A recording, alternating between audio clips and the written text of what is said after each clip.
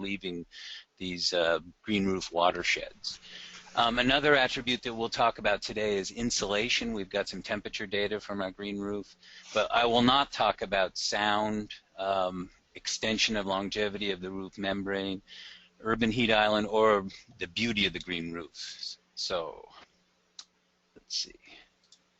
I just wanted to point out here is an example of way back in 1989, the city of Stuttgart in Germany saw the value in green roofs so much that they developed regulations that require all new flat roof buildings to have them. I think this is a great picture showing numerous green roofs.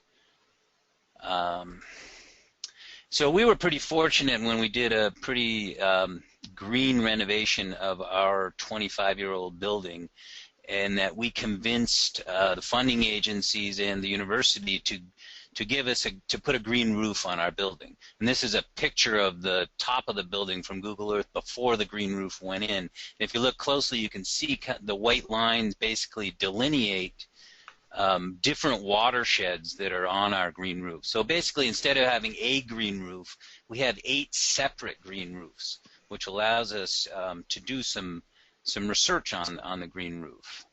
And this is another depiction of the same thing, showing a top-down picture of our 8 green roof watersheds. And you can see they're outlined by the orange lines. And in each watershed, in addition to having them separately drained, we also have a temperature probe set. So at about 1 meter high in the foliage, in the soil, and below the green roof, we have temperature probes. We have 2 each for the vegetated watershed and 1 each for the control watersheds. Now to give you an idea of the treatments that we decided to incorporate into our green roof system. First, being good scientists, we put a control in. And then the next thing we did was we asked green roof companies, what would you use, what are your standard plants you would use up in this area? And so we went with standard plants and their standard soil. We have a weight limitation on our roof, which allowed us only to put a 4-inch soil media on our green roof. The next treatment, we basically changed the soil. We decided to add biochar, which is a byproduct of burning organic matter at real high temperature with very little emissions. Basically, all the carbon from that burning goes into this kind of charcoal-looking carbon-based soil additive. And the 4th treatment, we changed the plants. We picked another set of most of them I think are native plants to serve as our last treatment. So the most important thing I think here is that it's replicated. So we randomly assign treatments, and we have 2 watersheds for each of the 4 treatments.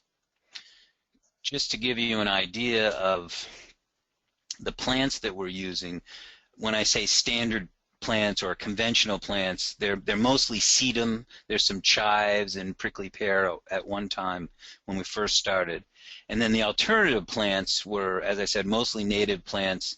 Originally we thought they might be able to transpire water a little faster, therefore making the green roof or the soil ready to accept the next storm. I'll get into detail later about how well those plants have done.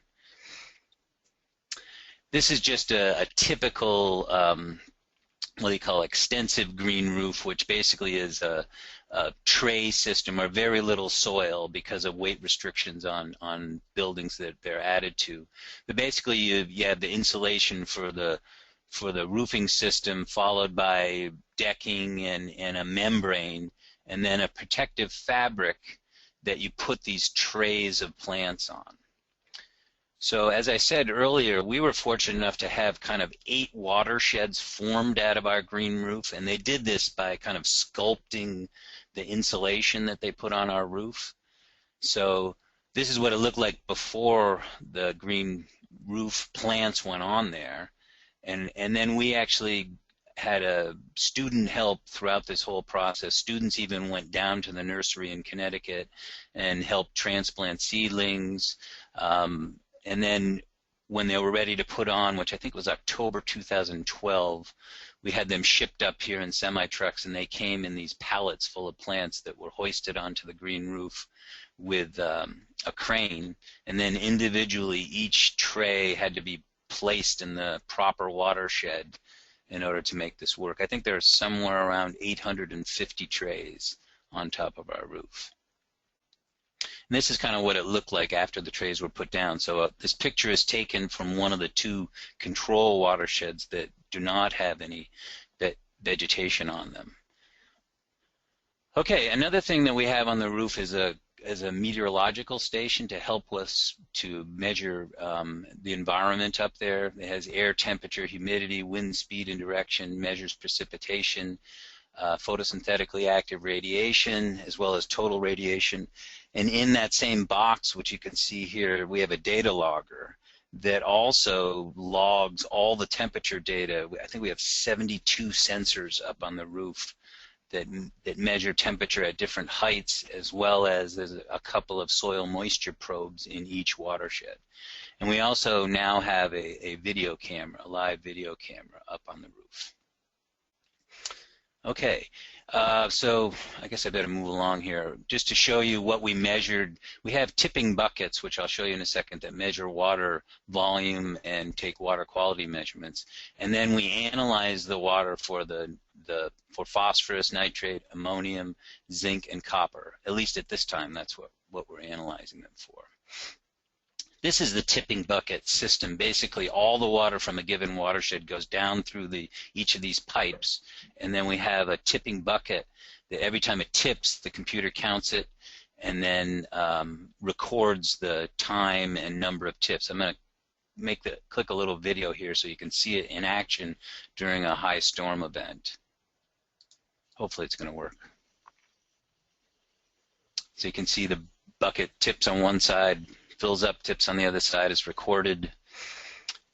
And then at the same time, every other tip, the second year's worth of our data, we had what we call proportional sampling, which means every other tip, a small portion, maybe a ½ milliliter, goes through a tube and gets sampled in a flask that's beside the treatment. As I mentioned, we have 2 years worth of data. The first year, shown here as 2013, we measured the volume of discharge and the rate of discharge for 5 separate storms. We also collected grab samples, which are basically just quick samples out of these 3 per each of the storms. We measured water quality on them and also did temperature data. In 2014, we had a better system finally working at that time, where we measured continuous discharge from May 1 all the way to the end of December for 2014. And we also had continuous proportional water sampling that started May 1 and went all the way through the end of December 2014. One of the problems is, as I noted here, the water quality samples are still being assessed in the analytical lab. I'd hoped to have that data back by now, but I don't have it. So I'm just going to report on the first year's worth of water quality samples. Okay, moving on to the data. This is the 2013 data where we measured the 5 storms. And all this data that I'll show you today, when you see the letters above each of the bars, the same letters are not significantly different. So basically, if 2 bars have 2 different letters on them, that means they're statistically significantly different. And we did some pretty big, analyses on these. So in most cases, I have A's and B's to represent significance of differences. So this just shows the significance of differences in the total discharge between the 5 different storms. You can see they vary from almost 30 liters per meter squared for the first storm, all the way down to around 5 liters per meter squared on the second storm. Now to look at the average discharge for these storms, basically a measure of how well the vegetated watersheds worked in retaining the water. You can see on the left is the control. So on average, out of the control, roughly 21 liters per meter squared came out of the control. but as you can see by the letters, which are all different than A, that all the other vegetated watersheds had significantly less discharge coming out than the control. And in fact, the modified soil, which had the biochar in it, and the standard plant standard soil had about half as much discharge for those 5 different storms. So that's a pretty substantial difference in discharge coming out of these vegetated watersheds versus the control. Another thing we did that first year is we took a stab at looking at the rate of discharge. And you'll see here the y-axis is the discharge in liters per meter squared per hour, and x-axis is the hours since the start of the storm. And this data is a little rough because we only had hourly totals for discharge rate. But you can see the control, which is the blue line, the highest line, is substantially higher. So the peak flow is substantially higher in that control than it was the other 3 vegetated watersheds. I'll show you some better data in a minute for this rate of discharge. Now, the 2014 data, which, as I said, we measured continuously from May 1 through the end of December. And as a result of that, we developed this figure here, which is cumulative discharge. So if you total up the discharge for every bit of discharge over that entire time period, you can see on the left is liters per meter squared of cumulative discharge, and then date is on the bottom. So for that whole time period, whoops, I just hit a button. Can you guys see this still? Huh. Okay. Sorry, slight delay. So anyways, if you look at the control, which is the blue line, there's almost 600 liters per meter squared came out of that, went through those watersheds, the 2 control watersheds. This is an average of both reps during that time period.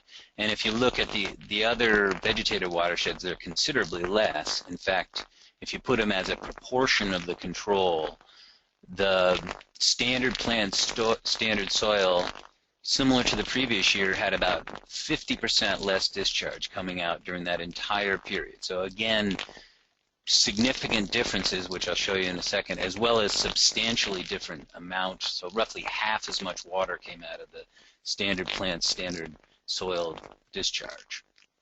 And if you looked at that throughout that whole time period, what we did was we summed it up per month and analyzed that data with these treatments and replications. You can see on the right is the control, again a little over 70 liters per meter square per month.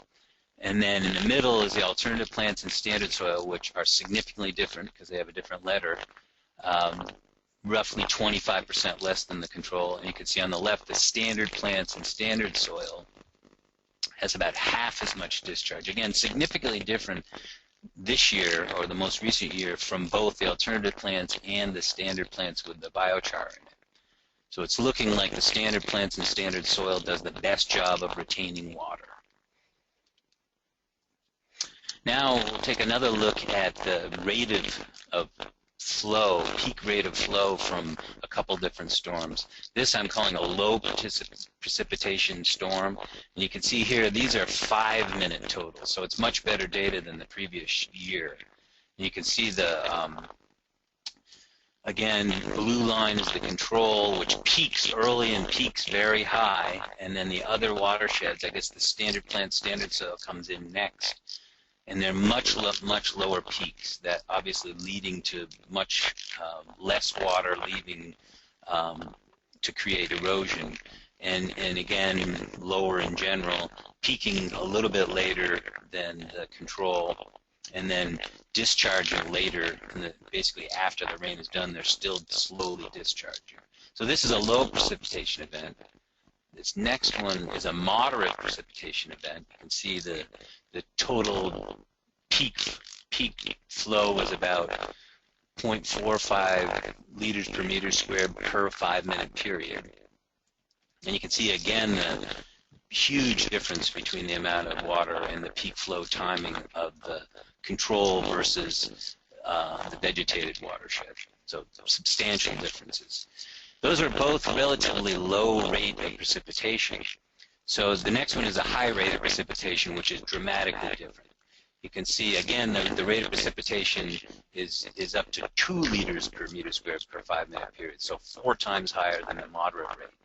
And you can see in the beginning, the control does peak earlier. However, once the watersheds are saturated, as you would expect, they're very similar. The total amount of water leaving during this high flow storm after they become saturated is very similar, and they kind of mimic, all the treatments are very similar throughout the whole event, which lasted several days in this case.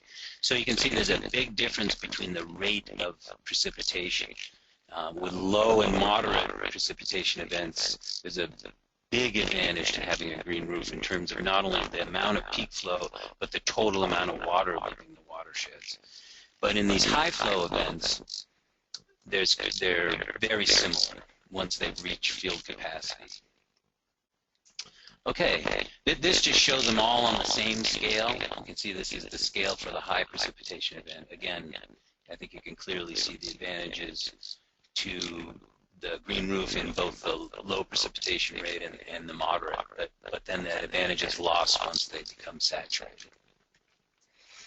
Okay, another kind of visual example of this peak flow difference. I'm going to, here in a second, I'll start a little video, but this beginning of the video shows a high rain event, and then it shows 3 tipping buckets. The one on the left is a control, and the 2 other ones are vegetated watersheds. And you'll notice a dramatic difference in the amount of flow.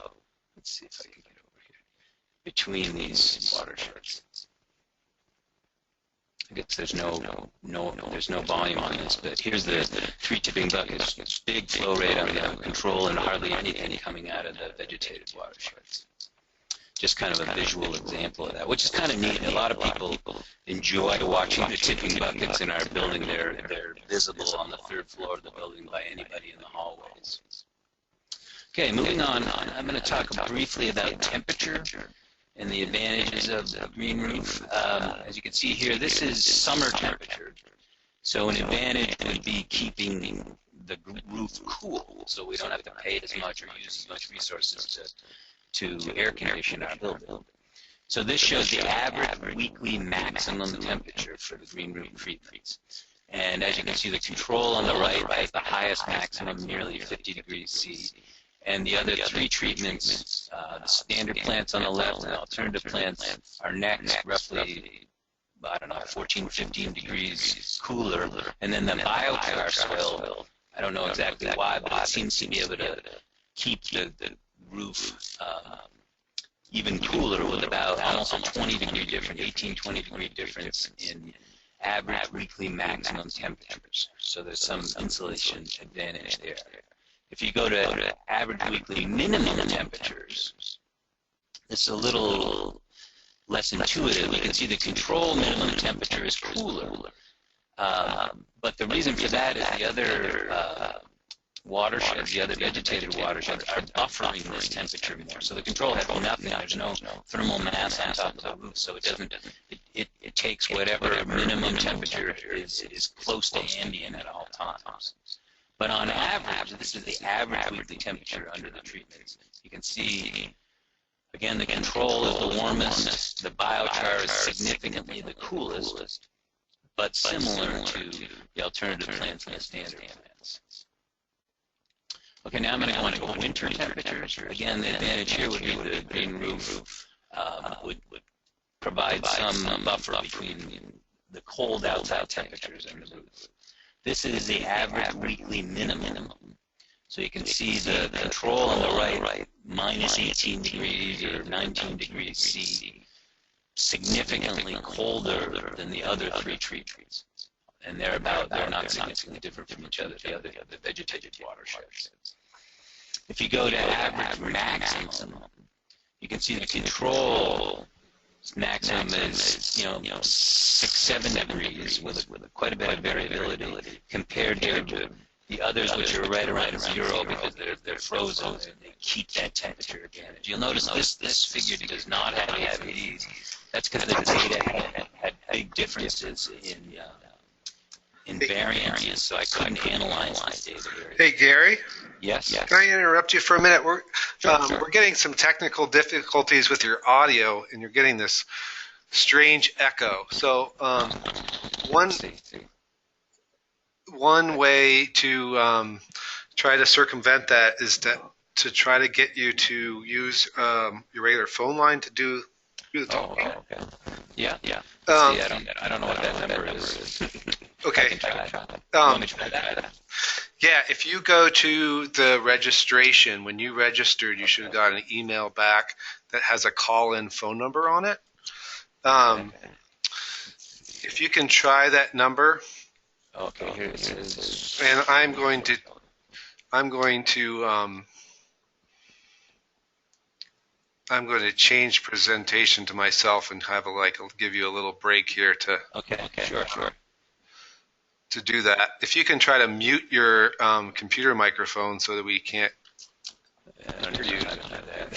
I can just pull it out. Okay. Because I'm going to call in. I'll try to do that. Okay. And I apologize to our participants, but I think this is part of the technology. So while I am in control of the screen, I will talk a little bit about the Vermont Green Infrastructure website and let everybody know that there's some new fact sheets that we produced at the Vermont Green Infrastructure Initiative on stormwater BMPs. On my screen right now is the one for green roofs. These are intended to be kind of simple overarching guides to the BMPs. It's not too technical. It doesn't have every specific detail that you might need to actually implement these, but it's sort of a guide. And then at the end of each one, if I can figure out how to get the back here, there's a reference page with additional information from other sites that can have more detail than I've provided here. So you can really dig into these BMPs if you want to. Can you hear me now, Brian? Yeah, you sound tremendously better. So let me finish up what I'm saying, and we'll go right back to you. Thank you for doing that, Gary. I think that will really make it better. So yeah, these fact sheets are available on the Vermont Green Infrastructure website. The simplest way to get there is to Google the terms Vermont Green Infrastructure Initiative, and you will find it, and then you can navigate on our pages to these downloadable PDF fact sheets. Okay, I'll conclude my intermission there and go back to Gary. 1 second. Yeah. Can you hear me okay? Yes. Okay, that's good. I'm on my cell phone. It's not very well charged. Gary, can I ask you to do one thing? Yep. If you can see the control panel for GoToWebinar, there'll be a little green button that has a microphone. Oh, click on telephone. Click on the telephone. Oh, don't click on the telephone. I guess. Okay. I'm just getting a little bit of echo, but way better than it was. So we'll leave it as it is. I'll let you continue. Okay. And thanks for your flexibility. Yep. Hopefully, I won't. So as I was saying, I get a little echo now, but that's we were talking about weekly maximum temperature. I said there's substantial differences. I could not analyze that data. Okay, moving on to another. Interesting. There we go. So now we have the average weekly temperatures. I don't know if I mentioned this or not, but you can see that there is an advantage. The vegetated watersheds are significantly warmer than the controlled watersheds, which gives us an insulation advantage. Okay, quickly moving on to the last thing I want to talk about here, and that is the flux, or the amount of unwanted nutrients or contaminants that are leaving these watersheds. As I said earlier, this is from the 5 storms that we recorded in 2013. First, I'll briefly go over concentration. You can see from the top figure that based on what we see in the control, there's no phosphorus coming in atmospherically, which is expected. But there's significant amount of phosphorus, at least they're significantly higher than the control, leaving all the vegetated watersheds. And the modified plants and the biochar soil has about 50% less phosphorus discharge than the standard plants in standard soil. If you look at nitrate concentration in the lower left, you'll notice again very little coming in atmospherically, but significantly more leaving these vegetated watersheds. There aren't any significant differences, even though the means are considerably different. And kind of a flip-flop for ammonium on the right, where it does come in atmospherically. So there's a lot more leaving the control watershed than there is all 3 of the vegetated watersheds. Basically, those watersheds are absorbing that ammonium. Basically, the plants can. And then we also looked at copper concentration.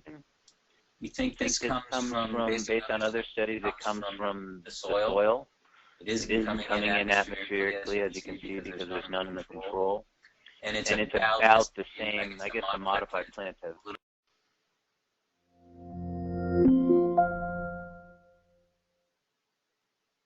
treatments.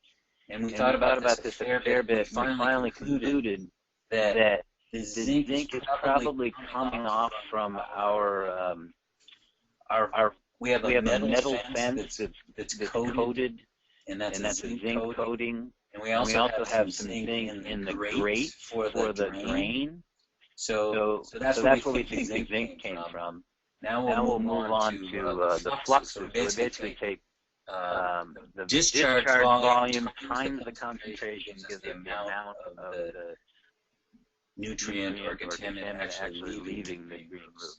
And you can see here in the upper left, significantly more nitrate leaving the green roofs than the control. Some indication, at least on an average basis, that the biochar soil might have slightly less, although that's not significant. And then the flip-flop happening for ammonium, where there's a lot of ammonium leaving, or significantly more ammonium leaving the control watershed than the vegetated watershed. Okay.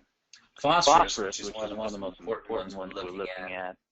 You can see it doesn't come in atmospherically, but it does come out of the vegetated watersheds. And the modified plants and biochar soil, similar to what was going on in nitrogen, has about half as much phosphorus leaving them than the standard plants. Copper, as expected, there's none coming out in atmospherically, therefore significantly more leaving the watersheds. In this case, the biochar soil has significantly less copper leaving the watershed than the other two vegetated watersheds. Zinc, because it came off of our railing and our grates, the more water leaves the watershed, the more zinc's going to leave. So you can see the control has the most, and then because it has the most water leaving, and the standard treatment has the least significant, pretty low, because less water left that. Okay. I'll quickly go through the conclusions. I think they're pretty straightforward. Basically, there's less discharge leaving the green roofs than the controls. The standard plants have in biochar soil had about half as much as the control. As you saw, peak flows were much lower in the vegetated watersheds with low precipitation and moderate precipitation, but they're about the same in high precipitation events once the watershed reach field capacity. There's advantages insulation-wise. Summer temperatures were lower in the vegetated watersheds with the biochar treatment being the coolest, and then the winter temperatures were higher in the vegetated watershed compared to the control. Let's go right to the flux. So nitrate discharge was significantly greater in the vegetated watershed than the control. Ammonium significantly less in vegetated than control. Phosphorus was greater in vegetated than control. With biochar and the alternative plant treatments had slightly less than half as much phosphorus than the standard plants. And then just a couple general conclusions. One is that so far we don't have all the data, and it's really going to help to get these 2014 water samples back. But basically, so far it looks like biochar may have some promise for reducing discharge flux of nitrogen and phosphorus. And then one last thing that we found to be really important is that we were glad that we had replication in this experiment. Because without it, we would have missed a lot of the natural variability and perhaps even made different conclusions. I guess that's it for me. Okay, great, Gary, thank you very much. Yeah, again, apologize for these echoes. I don't know if people are getting it with my audio. It may hopefully. I don't get it when I hear you, but I just get it when I hear myself. Okay. Hopefully we won't get it with our next presenter, who is Mark Gleason from Middlebury College. It might have been an aspect of the connections at UVM. Who knows? And I apologize for the quality of our audio. But we will now turn it over to Mark Gleason, who's got some experience actually constructing non-research green roofs at Middlebury College. Mark, I'm going to pass the screen over to you.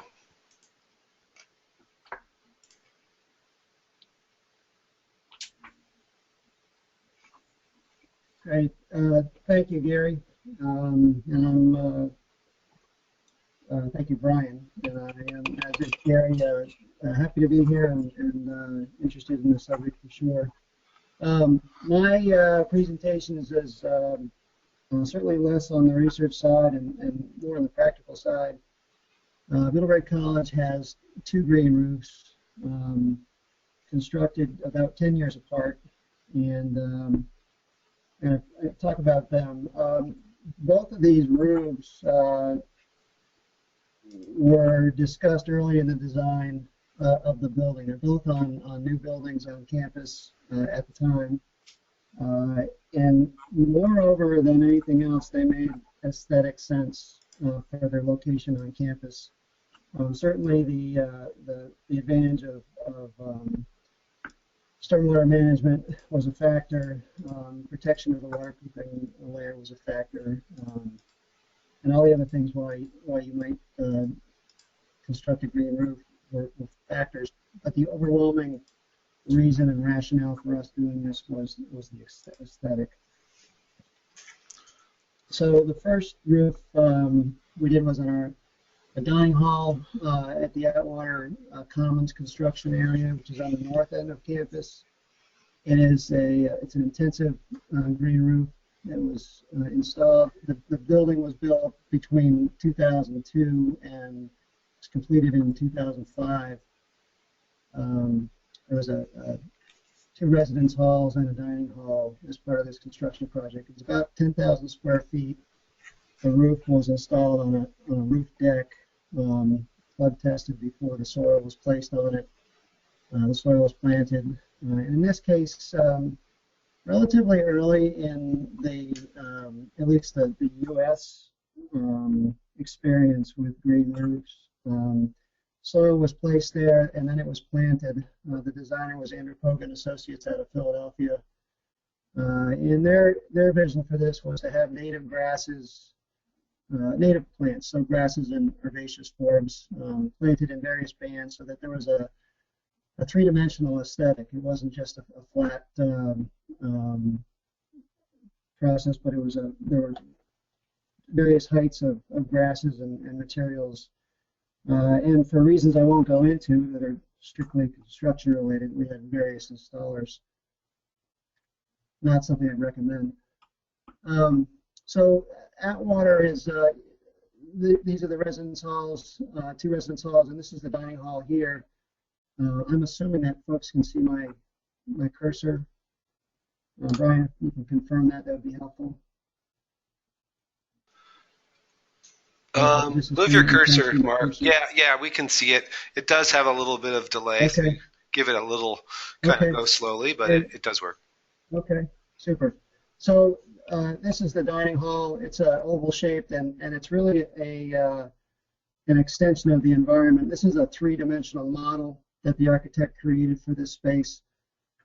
So one dining hall is here, and the other dining hall is here, or I'm sorry, residence hall is here, and this is the dining hall. So from the pedestrian experience, this is the green out here, and the dining hall is set into the woods a little bit, and it's at a lower level, and the roof is sloped toward the green. So an extension of the landscape, somebody's going to eat, looks at the roof and over it to the mountains beyond. So here's a architectural rendering of that dining hall. We're seeing an existing dormitory on the, lost my cursor, an existing dormitory on the right, and the new dormitories are out of the picture on the left. And the graphic on the right gives you an idea of these various planting bands. So here's a model of the roof early on in the design.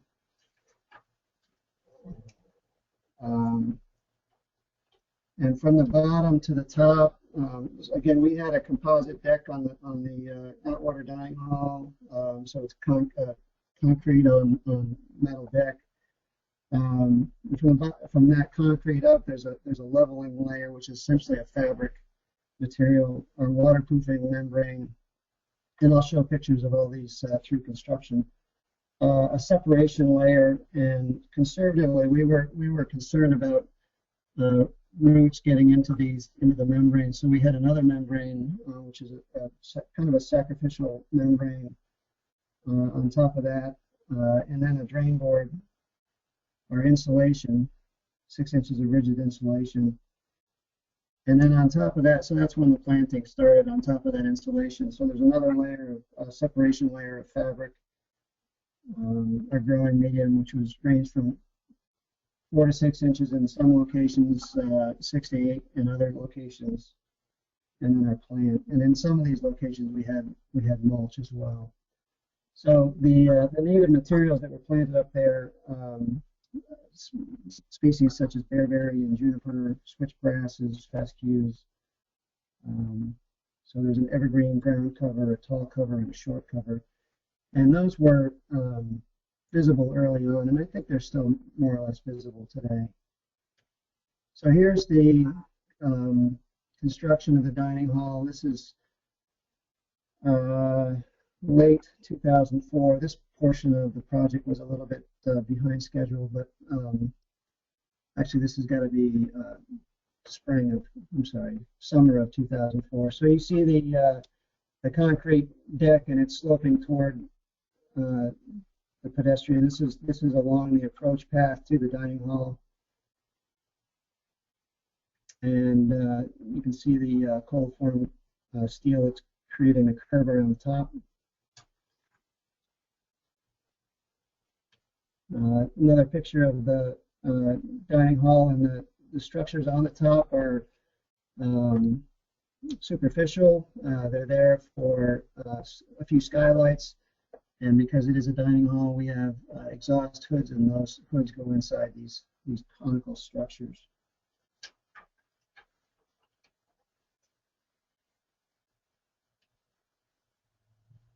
So here's the membrane being installed. The PVC waterproofing membrane is the orange membrane, and directly below that is this gray fabric, and then there's a concrete deck, and this is it's heat seamed.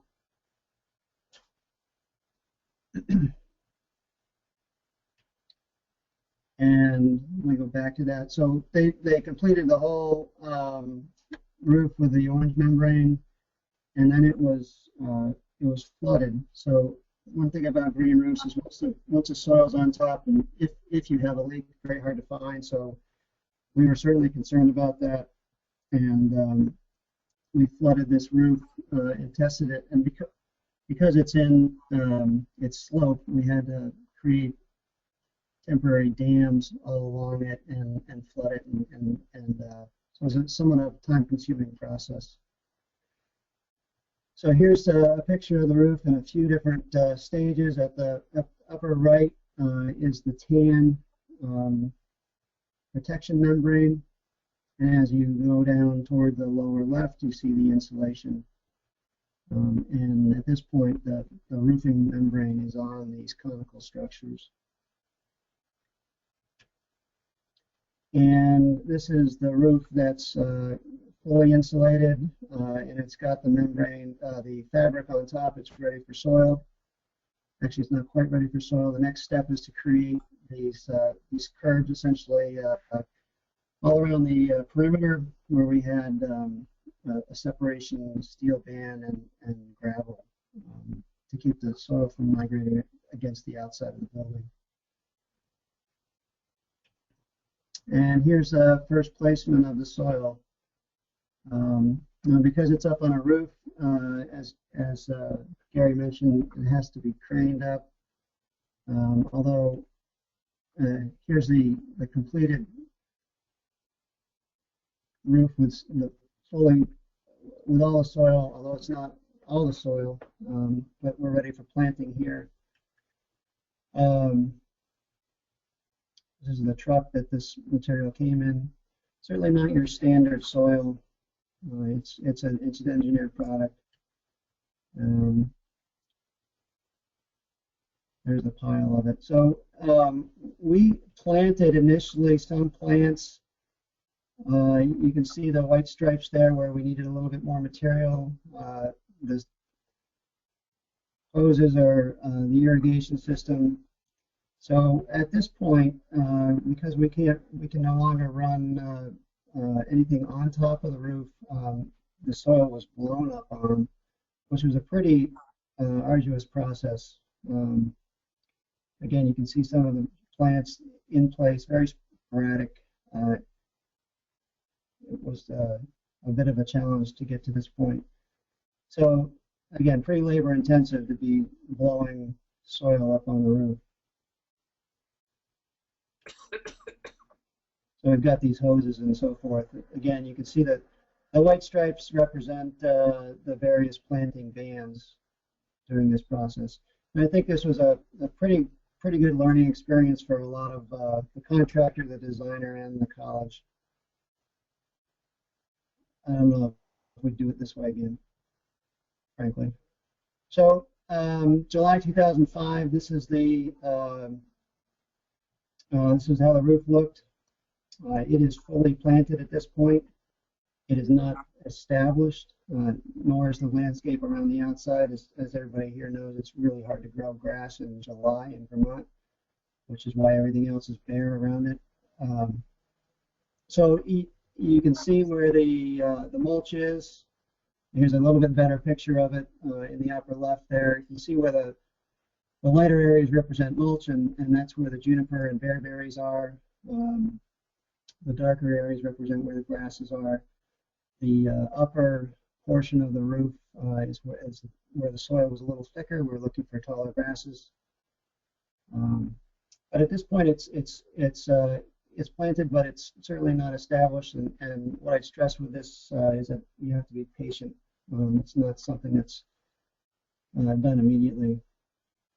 So let's flash forward 10 years, and this was last month. And the picture last month. We have a little bit of invasive species in here. You can see an evergreen that's starting. Not invasive species, but we have, so I guess some volunteers is what the better term. We have studied this roof. The designer studied the roof, and it's that that study was done in 2009. We've not looked at it since, but that view, that's a view from one of the rooms, the dorm rooms of the dormitory that's just next to this building. Is pretty representative. It's not a maintenance-free roof, but we no longer irrigate it. We probably get up there a couple times a year to pull out materials that we don't want to grow. Certainly we don't want trees growing up there. But this is 10 years after we started what we had hoped to see. It was not an easy process to get here necessarily, and had to exercise quite a bit of patience.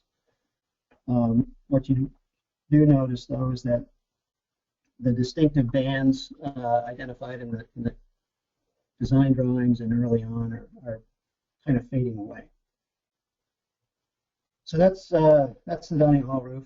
We'll move on to the next building, which is our squash center at our athletics complex, and that building was constructed it was completed in October of 13, and a summer later we added the green roof.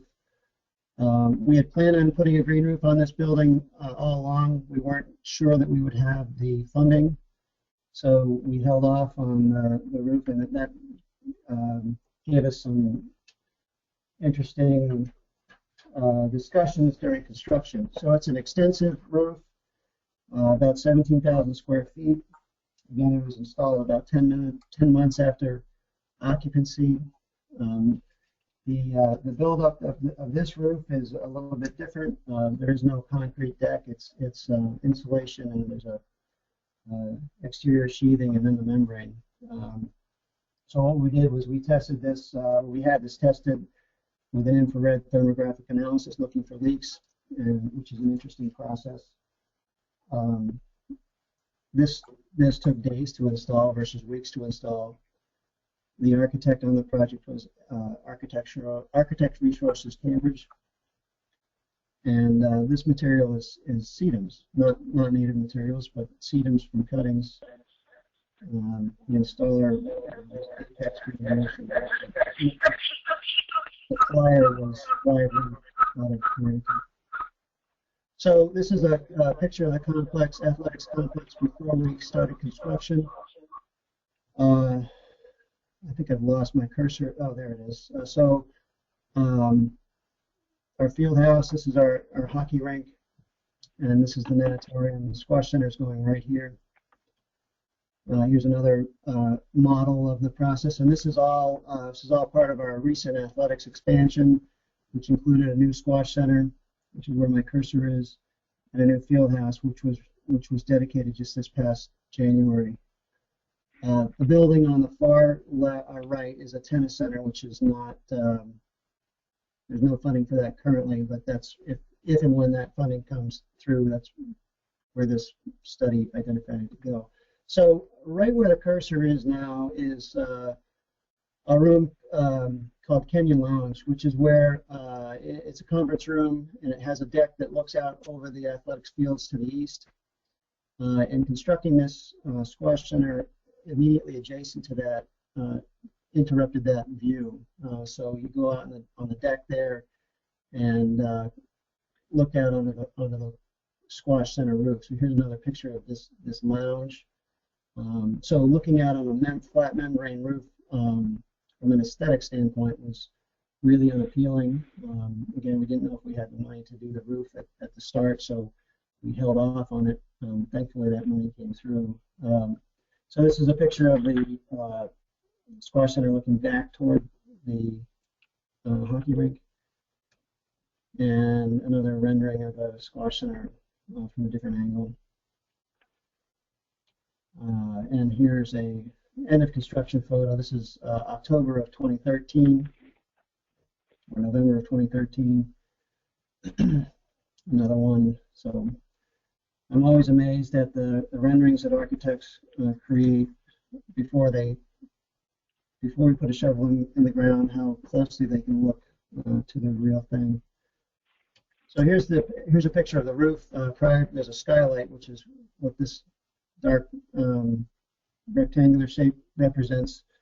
which hasn't been completed yet at the time of this picture. But it's a white membrane roof. It's flat. It's got drains, roof drains, roof leaders everywhere.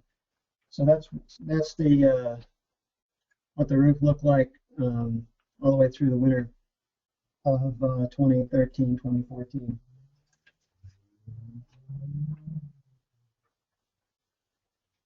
So one of the things that we talked about during construction was that the fact that we're going to install this roof, it was going to have a season of use or a season of weathering, and then we're going to go back and add the weight of a green roof. And it led to a number of questions. One was whether or not we were going to be able to flood test this and whether flood testing was appropriate. It turns out we didn't flood test it. We had an infrared thermographic analysis, which so the theory behind that is holes or leaks in the membrane allows the insulation below that to get wet. And on a warm summer day, that insulation, with the sun beating on it, that insulation gets hot or warmer. And in the evening, after the sun goes down, it radiates heat back. So we're able to pick up that radiating heat. We found a couple holes and had those fixed, which was beneficial before these trays go on. The other thing we talked about in construction was the structure below this. The roof is supported by trusses, which have spray fireproofing on them. And the spray fireproofer was concerned that once the added weight of the soil was placed on the trusses a year later or so after they had sprayed the trusses, that the trusses would move and they would flex enough that spray fireproofing would break off. So we went through some structural analysis of how much they might move, and realized that from my perspective it was not an issue. It's probably a little overreaction from the spray fireproof. Anyway, it wasn't an issue. So we bid this roof out. There's another picture. We selected Live Roof from Connecticut to install it. And the nice thing about this process was that we gave them notice to proceed in April. In May, they had spread cuttings of sedums in the trays. And this is a picture of our roof, or the materials that are going on our roof about 1 month later. The date of this picture is June 10th. So here's another picture. These were installed in August, so we have another 2 months of growing. What you see in these are individual trays. They're all bunched together. You see the white. There's a separation between the trays, a white piece of plastic. Once these are installed, that white plastic is pulled out, and it allows the soil to and plants to mingle together. So here's another picture. Again, this is June. We have another 2 months worth of growing before they arrived on site. So construction is remarkably quick. I was very impressed with this process. There's a curb that's put up, which is the angled metal that you see, a protection fabric over the roof, and the area between the angle is filled with stone, which you see here. Everything is lifted up by crane. Here's the stone again. And then, similar to the experience at UVM, these plants are lifted up in trays. These are kind of like the carts, and that's how they're shipped to the site, and they're craned up. And then a little bit of manual labor to unload these things. You see the guy with the green hard hat carrying them into place. It's just like laying tile, essentially. And there is a strategy to it, but it's certainly not rocket science. And they're laid in place. There's a gap that was left between the curb and the trays that was filled in eventually with cut trays. I actually used a rolling conveyor to move the trays a little closer to the drop site. And here's the roof when they're all done. They haven't pulled out the white tabs yet, but that's another picture of it days after installation. And again, here is it. It's completely installed. The two rows of white plastic are the separation pieces that have been pulled out but not collected yet. And it's a great picture of the deck off of our Kenyon Lounge. And you see the guy sitting in the chair. But again, you can appreciate why we wanted to have this roof. People, coaches, and bring their athletes or recruits to this area and look out over the fields. There's a seminar room inside there, and the opportunity to come out and onto this deck, looking at this roof versus a white membrane roof is pretty substantial. So I would offer that green roofs are not an inexpensive proposition. At Middlebury, we evaluate whether they're appropriate for probably every construction project. Most of our roofs here are pitched, so not necessarily appropriate for green roofs. We've always thought about the green roof early in design, and if appropriate, we've selected that as a way to go, and have been very pleased with it. So with that, I'll conclude my remarks, and again, thank you for the opportunity. Well, thank you, Mark. That was great. And so we're at the question and answer section of the webinar, and I did get a few. But before that, I just wanted to comment that some of the things that I was looking for in this presentation, despite not making particular requests, did come out. And they're things that other people have asked me in my role here with green infrastructure. Gary's data on phosphorus export from the actual green roof is something that comes up quite frequently with any living green stormwater infrastructure, BMP. So it was good to see some data on that, particularly with the biochar there, which has been a topic of discussion in the past. And then I was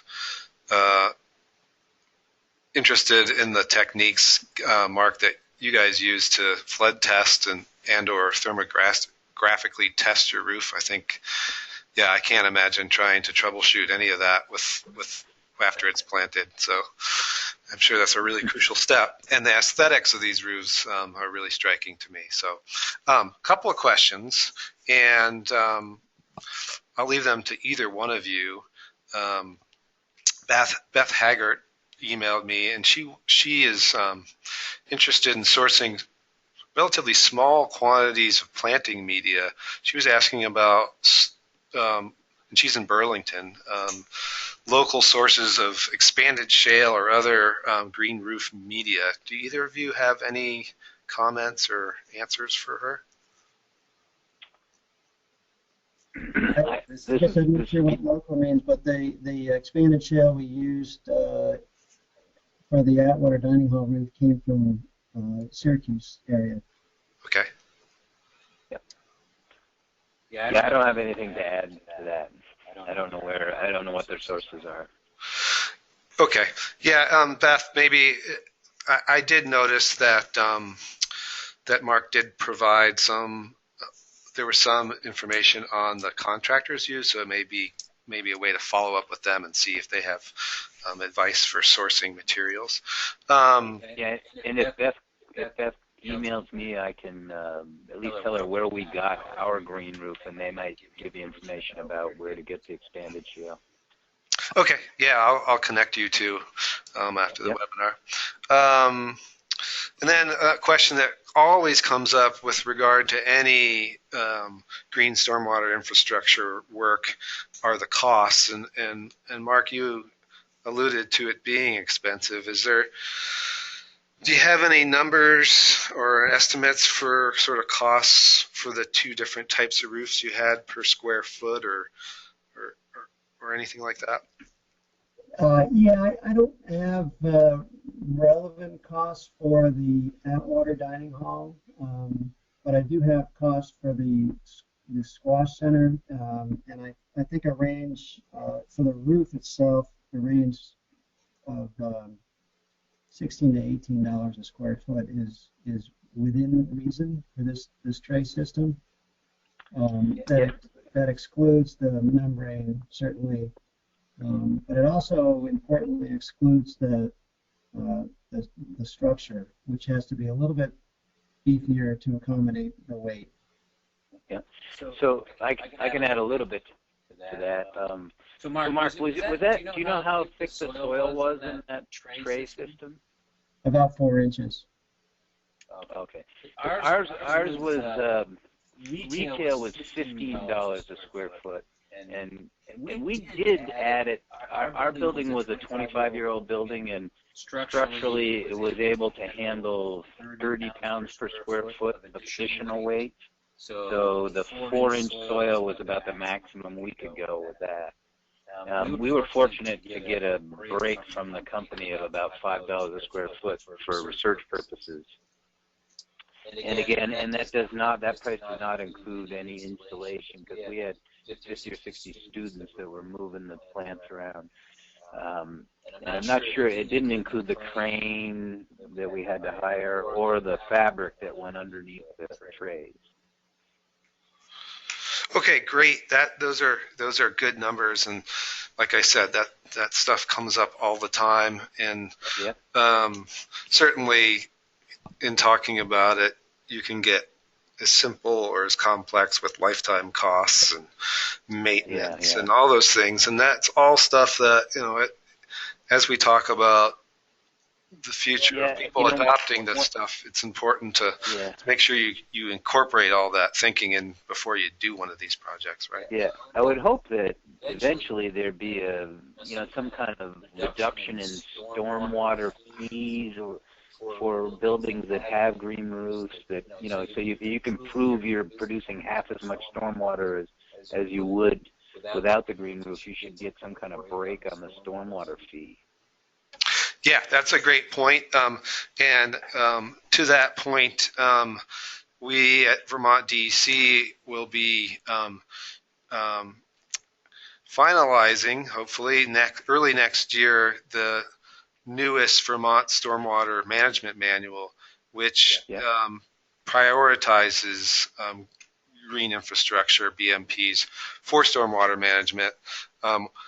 How that takes form is probably still up in the air, or at least I haven't seen a copy of it. But that is a very good point, and that's sort of another tool to get movement in direction this way.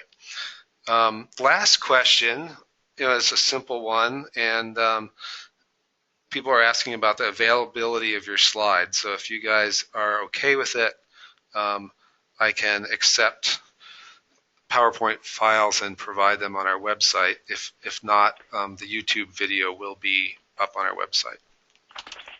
Yeah, I can just comment that I guess the YouTube thing is okay, but I can't get slides until I've kind of published the data and it's been verified. As I told you, Brian, I was just analyzing the data over the last couple of days, so it needs to have peer review and such before I'd like to see it go too far. That's perfectly okay. And I can touch base with both of you later on about that. Okay.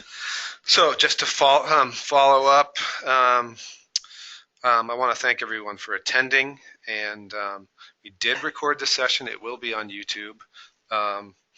And if you have any follow-up questions or want to get in touch with our panelists or find more information, please don't hesitate to contact me. My email is Brian, BRIAN .Swisher, SWISHER, @state.vt.us. So thank you very much, and have a great day, everyone. Bye.